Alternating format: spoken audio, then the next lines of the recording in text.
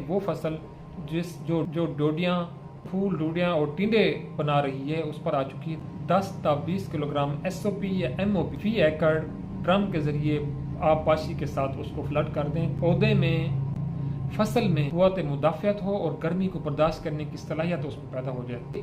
Potash खाद करती क्या है, वो नीचे से स्टोमेटा बंद कर देती है, पानी का अखराज कम हो जाता है और पौधे के अंदर एक सलाहियत पैदा हो जाती है कि गर्मी की शिद्दत को बर्दाश्त कर सके। वो फसल जो जो डोडियाँ, फूल, डोडियाँ और टिंडे बना रही है उस पर आ चुकी है। 10 ता 20 किलोग्राम एसओपी या एमओपी फी एकड़ ड्रम के जरिए आप पाशी के साथ उसको फ्लड कर दें। पौधे में, फसल में कुव्वत मुदाफ़ियत हो और गर्मी को बर्दाश्त करने की सलाहियत उसमें पैदा हो जाए।